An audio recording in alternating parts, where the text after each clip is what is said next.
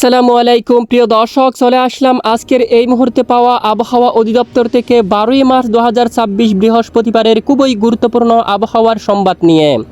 আগামী 24 থেকে 48 ঘন্টার মধ্যে দেশের দিকে আঘাত আনতে যাচ্ছে বছরের প্রথম শক্তিশালী কালবৈশাখী ঝড় বৃষ্টি। বিশেষ করে ঢাকা, রাজশাহী, রংপুর, ময়মনসিংহ, সিলেট, খুলনা, বরিশাল এবং দেশের বিভিন্ন স্থানে শুরু হতে পারে বজ্র বিদ্যুৎ সহ বৃষ্টিপাত। দেশের কোথাও কোথাও বজ্রপাতে প্রাণহানি সহ শিলাবৃষ্টি হওয়ারও সম্ভাবনা রয়েছে। ঘন্টায় 60 থেকে 70 কিলোমিটার বেগে দমকা বা জোড়া হাওয়া বইতে পারে দেশের কয়েকটি জেলার উপর।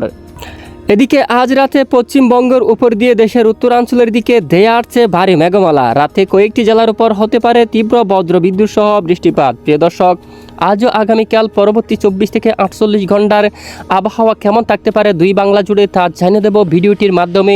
ভিডিওটি একেবারে শেষ পর্যন্ত দেখবেন। ভালো লাগলে লাইক করে চ্যানেলটি সাবস্ক্রাইব করে পাশের বেল বাটনে ক্লিক করে রাখবেন।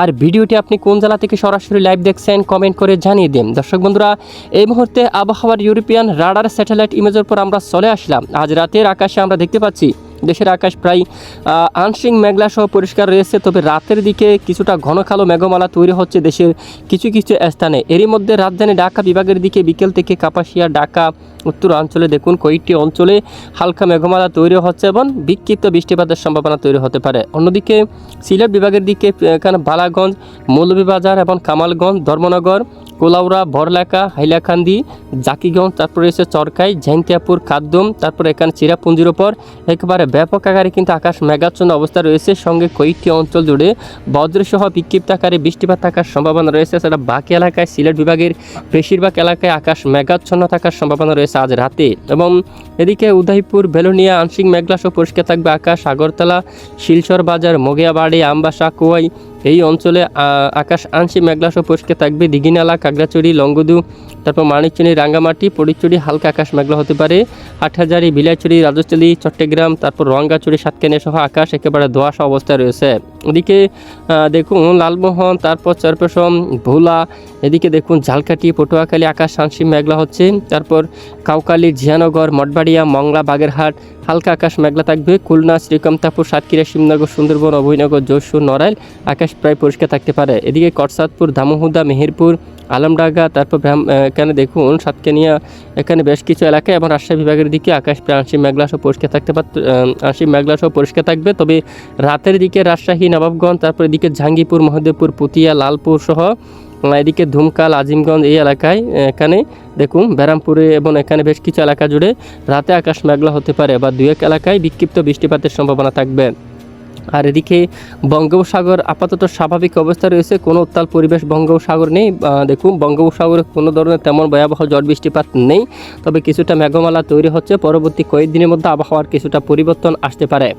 এবার আমরা সরাসরি আপনাদেরকে নিয়ে যাব মেঘ বৃষ্টি মোড়ে। আগামীকাল বৃহস্পতিবার 12ই মার্চ কেমন থাকতে চলছে দুই বাংলার আবহাওয়া। আগামীকাল থেকে দেশের বেশিরভাগ এলাকায় শুরু হতে পারে কালবৈশাখী তীব্র বজ্রসহ বৃষ্টিপাত। এর মধ্যে আগামীকাল দেখুন সকাল থেকেও দেশের বিভিন্ন এলাকায় বৃষ্টিপাতের সতর্কতা রয়েছে।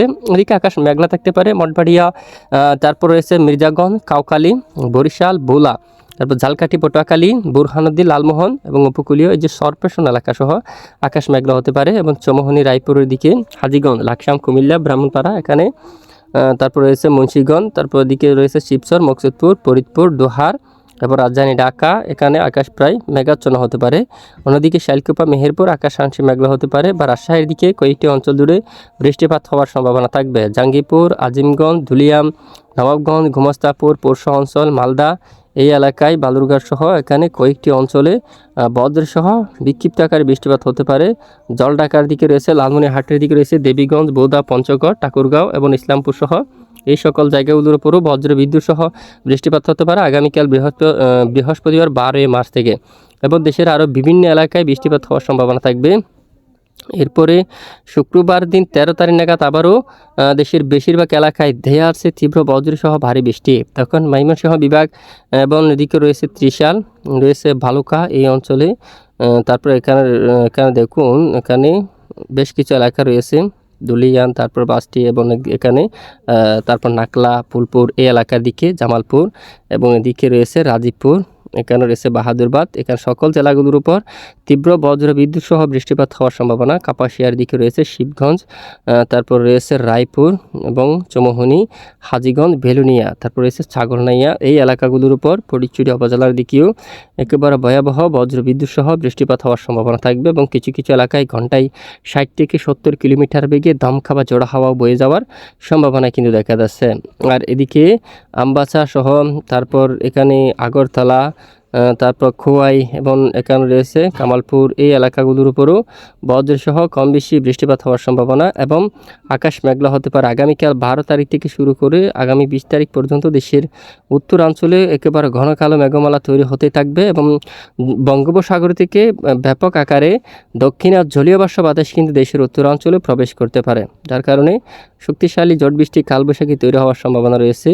তো এদিকে একটা কিন্তু শনিবার দেখুন 14 তারিখ নাগাদ কুমারঘাট, তারপর কামালগঞ্জ, ধর্মনগর, হবিগঞ্জ, কোয় এই এলাকার দিকেও কিন্তু একটা বজ্রসহ শক্তিশালী বৃষ্টিপাত হওয়ার সম্ভাবনা দেখা যাচ্ছে এবং আবারও দেখুন দেশের উত্তর পূর্ব অঞ্চল এদিকে বৃষ্টিপাত হতে পারে, বিশেষ করে সিলেটের দিকে মৌলভীবাজার, বিশম্বাপুর একেবারে 15 তারিখ নাগাদ কয়েকটি অঞ্চল জুড়ে শক্তিশালী বজ্রসহ বৃষ্টিপাত হতে পারে। বালাগঞ্জ, তারপর জাঙ্গিপুর, পেনারবাগ, বানিয়াচং, হবিগঞ্জ সহ এই এলাকাগুলোর উপরও ভয়াবহ বজ্র বিদ্যুৎ সহ বৃষ্টিপাত হতে পারে, বিশেষ করে 15-16 তারিখ। তারপর এদিকে দেখুন 16 তারিখ নাগাদও অধিকাংশ এলাকায় বৃষ্টিপাত হতে পারে, যেমনটা পশ্চিমবঙ্গ সহ এদিকে দেখুন শান্তিপুর, তারপর বর্ধমান, আরামবাগ এলাকায়, কাতুয়া, শিউরি, তারপর রাজশাহী, মেহেরপুর, শাইলকুপা, আলমডাঙ্গা এই সকল জায়গাগুলোর উপরও ভয়াবহ বজ্রসহ বৃষ্টিপাত হওয়ার সম্ভাবনা। পাবনা, তারপর লালপুর এবং এখানে অনেক এলাকায় তীব্র কালবৈশাখী বজ্র বিদ্যুৎ সহ বৃষ্টিপাত হতে পারে।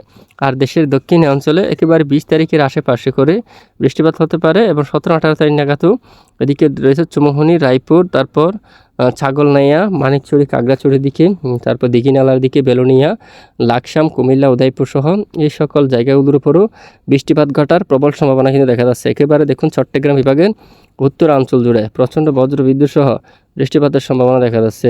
এরপরে 18-19 তারিখ বা 20 তারিখ পর্যন্ত যদি আমরা একটু যাই তখন কিন্তু বৃষ্টির মাত্রা অনেকটাই কমে যাওয়ার সম্ভাবনা দেখা যাচ্ছে। বিশেষ করে আগামী 18 তারিখ বা 18-19 তারিখ থেকে বৃষ্টির প্রবণতা কিন্তু কমতে পারে দেশ থেকে। দেখুন তো নতুন করে পরিবর্তন আসলে অবশ্যই আপনাদেরকে জানানো হবে।